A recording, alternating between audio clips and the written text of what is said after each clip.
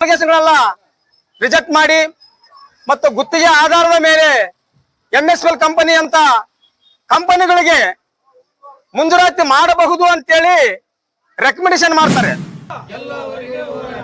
ಎಲ್ಲವರೆಗೆ ಹೋರಾಟ ಬೇಕೇ ಬೇಕು ಬೇಕೇ ಬೇಕು ಅಯ್ಯಯ್ಯೋ ಅನ್ಯಾಯ ಅಯ್ಯಯ್ಯೋ ಅನ್ಯಾಯ ಅಯ್ಯಯ್ಯೋ ಅನ್ಯಾಯ ಅಯ್ಯಯ್ಯೋ ಅನ್ಯಾಯ ಕೊಡಿ ಕೊಡಿ ಅಂತ ಕುಂತ್ಕೊಂಡಿದೆ. ಕಾರ್ಯಾಂಗ ತನ್ನ ತನ್ನ ಇಚ್ಛಾನುಸಾರ ಕಾನೂನುಗಳನ್ನು ಸಿದ್ಧಪಡಿಸಿಕೊಂಡು ಕಾರ್ಯಾಂಗ ಇವತ್ತು ನಮ್ಮ ರೈತರ ಮೇಲೆ ಇಲ್ಲ ಸಲ್ಲದ ಕಾನೂನುಗಳನ್ನು ಹುಡುಕಿಕೊಂಡು ನಮ್ಮ ಬಡವರಿಗೆ ಇವತ್ತು ಹೇಳ್ತಾರೆ, ಬಡವರಿಗೆ ದಲಿತರಿಗೆ ಒಂದು ಭೂ ಒಡೆತನ ಮಾಡ್ಬೇಕಂತ ಹೇಳ್ತಾರೆ. ಎಲ್ಲಿ ಮಾಡ್ತಾರೆ ನೀವು ಭೂ ಒಡೆತನ?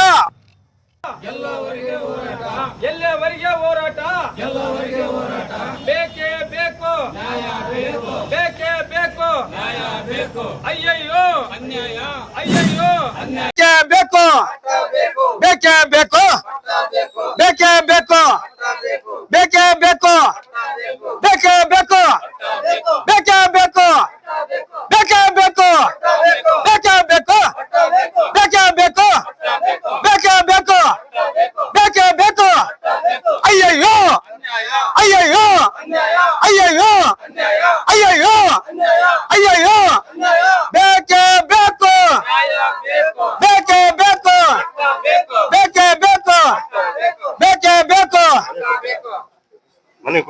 ಹ್ಞೂ ಸರ್. US ಶಂಕರ್ ಅವರ ನೇತೃತ್ವದಲ್ಲಿ ಮಾನ್ಯ ತಹಸೀಲ್ದಾರ್ ಸಂಡೂರು ಮಾನ್ಯರೇ, ವಿಷಯ ಸಂಡೂರು ತಾಲೂಕಿನ ಬಗರುಕ್ಕಂ ಸಮಿತಿ ನಮ್ಮ ರೈತರಿಗೆ ಪಟ್ಟ ನೀಡುವ ಬಗ್ಗೆ ಸಂಡೂರು ತಾಲೂಕಿನ ಬಗರುಕ್ಕಂ ಅರ್ಜಿಗಳಿಗೆ ತಮ್ಮ ಸಮಿತಿಯಿಂದ ಯಾವುದೇ ಒಂದು ಪಟ್ಟವನ್ನು ವಿತರಿಸಿರುವುದಿಲ್ಲ.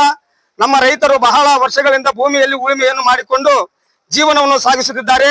ನೀವು ಬಗರುಕ್ಕಂ ಸಮಿತಿಯವರು ಕರ್ನಾಟಕ ಸರ್ಕಾರ ಕಂದಾಯ ಇಲಾಖೆ ಸುತ್ತೋಲೆಯನ್ನು ಹೊರಡಿಸಿದರು.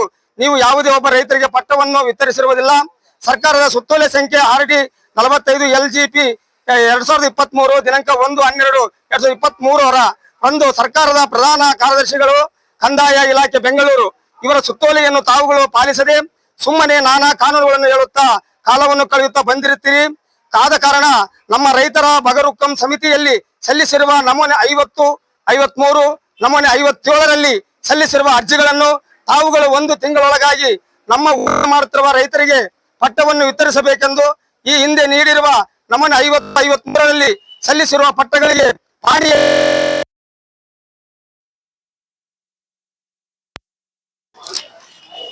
ಬಾಯ್ ಹಿಡ್ಕ ಅಮ್ಮ ಹಿಂಗ್ ಬರ್ರಿ ಅಮ್ಮ ಹಿಂಗ 53ಗೆ ಪಟ್ಟ ಕೊಡ್ಬೇಕಾಗಿರೋದು 57ಗೆ ಏನು ಹೊಸದಾಗಿ ಏನು ಅರ್ಜಿ ಸಲ್ಲಿಸಿದ್ದಾರೆ. ಈಗ ಇನ್ನು ಏನು ಆದೇಶ ನೀಡಿದ್ರೆ ಅದನ್ನು ಮಂಡಿಸಿದ್ರಿ. ಈ ಆದೇಶ ಪ್ರಕಾರ ಏನಿದೆ ಕಾನೂನು ಪ್ರಕಾರವಾಗಿ ಏನು ಕ್ರಮ ಕೈಗೊಳ್ಬೇಕು?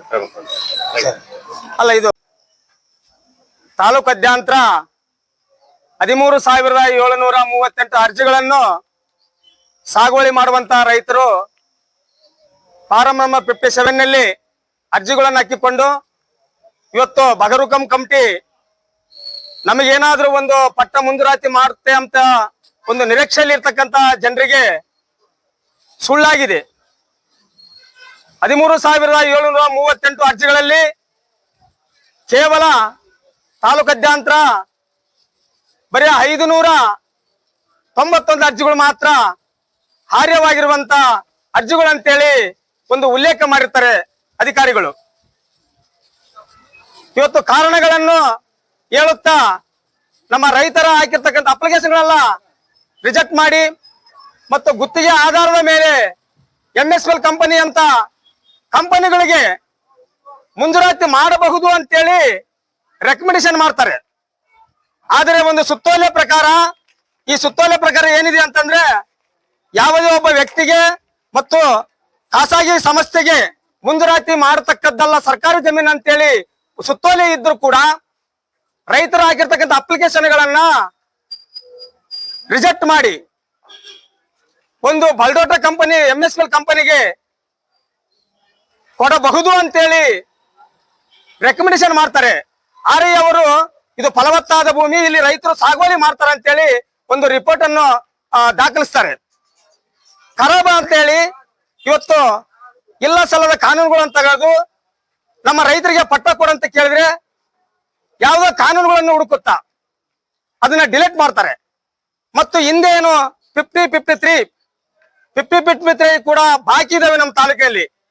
ಯಾಕಂದ್ರೆ ಅಕ್ಷರಶಃ ನಮ್ಮ ಜನಗಳಿಗೆ ಒಂದು ಹಿಂದಿನ ಕಾಲದಲ್ಲಿ ಅವಿದ್ಯಾವಂತರು ಬಹಳ ಜನ ಇರೋದ್ರಿಂದ ಇಲ್ಲಿ SC/ST ವರ್ಗ, ದಲಿತ ವರ್ಗ, OBC ವರ್ಗ ಬಹಳಷ್ಟು ಈ ತಾಲೂಕಿನಲ್ಲಿ ಇರೋದ್ರಿಂದ ಅವರಿಗೆ ಅಕ್ಷರ ಜ್ಞಾನ ಕಡಿಮೆ ಇರೋದ್ರಿಂದ ಹಿಂದಿನ ಕಾಲದಲ್ಲಿ 50-53 ಇರ್ತಕ್ಕಂಥ ಅರ್ಜಿಗಳು ಇನ್ನೂ ಬಾಕಿ ಇದಾವೆ.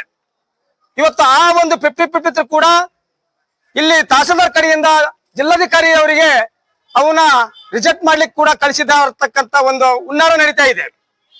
ಇವತ್ತು ನಾವು ಕೇಳೋದಿಷ್ಟೇ, ಇವತ್ತು ಶೋಷಿತ ವರ್ಗದವರಿದೀವಿ, ಬಡ ದಲಿತರದೀವಿ, ಬಡ ಕುಟುಂಬಸ್ಥರದೀವಿ, ತಲೆಮಾರುಗಳಿಂದ ಜಮೀನುಗಳನ್ನು ಉಳುಮೆ ಮಾಡ್ತಾ ಬಂದಿದೀವಿ. ಉಳುಮೆ ಮಾಡ್ತಕ್ಕಂಥ ಜೀವನೋಪಾಯಕ್ಕಾಗಿ ಇರ್ತಕ್ಕಂಥ ಜಮೀನನ್ನ ನಮಗೆ ಕೊಡಿ ಅಂತ ನಾವು ಕೇಳ್ತಾ ಇದೀವಿ.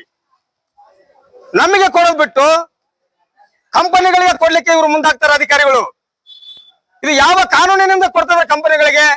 ಸುತ್ತೋಲೆ ಪ್ರಕಾರ ಯಾವುದೇ ಒಬ್ಬ ಖಾಸಗಿ ಕಂಪನಿಗೆ, ಸಂಸ್ಥೆಗೆ ಕೊಡಬಾರದು, ಮಾಡತಕ್ಕದ್ದಲ್ಲ ಅಂತೇಳಿ ಸುತ್ತೋಲೆ ಇರಿದ್ರು ಕೂಡ ಇವರು ಮಟ್ಟವನ್ನು ನಾವು ಅದರಲ್ಲಿ ಉಳುಮೆ ಮಾಡ್ತಾ ಇದೀವಿ. ಇವತ್ತು 600 ಗ್ರಾಮ ಲೆಕ್ಕಾಧಿಕಾರಿಗಳು ಫಲವತ್ತಾದ ಭೂಮಿ ಸಾಗುವಳಿ ಮಾಡ್ತಾರೆ ಅಂತೇಳಿ ರಿಪೋರ್ಟ್ ಅನ್ನು ದಾಖಲಿಸಿದ್ದಾರೆ. ಆದ್ರೆ ಇವರು ಖರಾಬ್ ಅಂತೇಳಿ ಡಿಲೀಟ್ ಮಾಡಿ ನಮಗೆ ಕೊಡಲಾಕ ಬರಲಾರದಂತ ಜಮೀನ ನೀವು ಕಂಪನಿಗಳಿಗೆ ಯಾವ ಆಧಾರದ ಮೇಲೆ ಕೊಡ್ತೀರಿ? ಕಂಪನಿಗಳಿಗೆ ಯಾವ ಕಾನೂನು ಮೇಲೆ ಕೊಡ್ತಾ ಇದೀರಿ?